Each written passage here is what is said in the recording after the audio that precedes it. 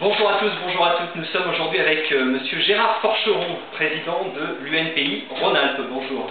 Bonjour. Alors, l'UNPI Rhône-Alpes, tout d'abord, combien d'adhérents dans la région? Alors, sur la région Rhône-Alpes, 14 000 adhérents sur un total au niveau national de l'UNPI de 250 000 adhérents. Donc Rhône-Alpes, nous sommes présents maintenant dans tous les départements de la région et avec des présidents départementaux. Alors, vous présentiez aujourd'hui vos vœux. Quels sont les vœux de l'UNPI Rhône-Alpes pour l'année 2013? On essaye de ne pas subir le marasme ambiant économique. Il est vrai que le propriétaire immobilier a été véritablement touché par toute la fiscalité, les trois lois rectificatives de 2012, la loi de finances 2013, où là, véritablement, sans nous prendre pour des pigeons, on nous prend plutôt pour des citrons que l'on presse. Et il est vrai que le propriétaire immobilier est énormément taxé. Ceci étant, je pense qu'on ne peut continuer à être dans le pessimisme aujourd'hui, puisque je crois que si on n'y croit pas, on n'y arrivera pas. Donc on a une volonté à l'UNPI de réfléchir et de trouver des solutions sur l'immobilier qui nous permettront d'aller là. Alors ça passe notamment par le logement essentiel. C'est une des propositions que vous aviez évoquées il y a quelques mois. Voilà. Alors, le logement essentiel, nous l'avons lancé, c'est une étude que j'ai lancée à la demande du président national il y a maintenant 1 an et demi.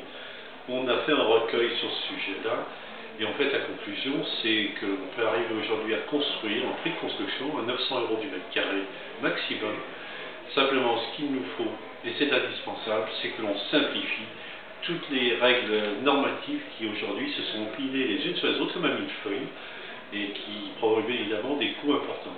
Et de surcroît, c'est d'industrialiser la construction avec des panneaux, donc sans pour autant toucher aux isolations énergétiques, thermiques. Alors justement, un projet de loi est prévu au cours de l'année par Madame Duflot en ce qui concerne l'urbanisme, le logement. Est-ce que vous avancez au niveau de l'UNPI vos propositions vis-à-vis de la ministre pour essayer d'influer sur le cours des choses, essayer justement d'arriver à cette simplification normative? Est-ce que vous avez des contacts avec le ministère qui avance en ce sens-là? Oui, alors les contacts nous les avons, puisque dès que le recueil a été terminé, Madame Cécile Duflot, donc ministre du Logement, en a eu la primeur. Elle s'y est intéressée. Elle est actuellement en train de monter un groupe de travail avec les professionnels de l'immobilier, dont l'UNPI bien sûr, pour arriver à construire dans ces conditions-là.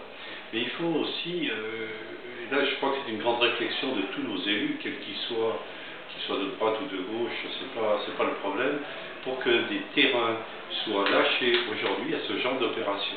Parce qu'un coût de construction à 900 €, si vous rajoutez par contre 400, 500, 600, 800 € sur le revenu du foncier, bien évidemment on arrive à des coûts encore importants.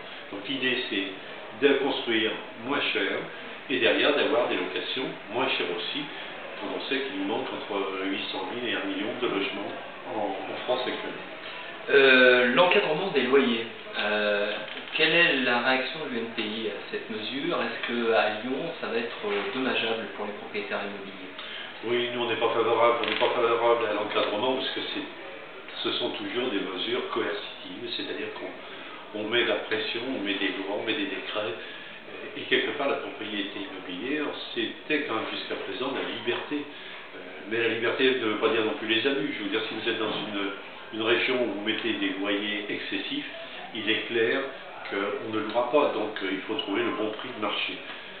Le problème, c'est qu'en France, on a toujours raisonné sur le plan national comme si on était à Paris. C'est-à-dire Paris est le centre de la France. Je crois qu'il ne faut pas exagérer. À Lyon, le marché est moyennement tendu, on ne peut pas dire qu'il soit très tendu, et la liberté des loyers permettait, à mon avis, à tout le monde de s'exprimer.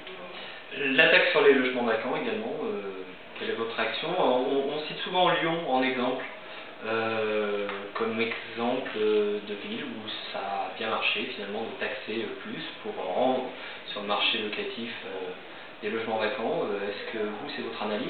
Non, parce que c'est là encore, c'est pas en taxant en permanence l'immobilier que ça permettra, je dirais, d'évoluer et d'avancer. La taxation sur les logements vacants, quand on est dans un marché qui est un marché normal, qui tourne bien, entre les bailleurs,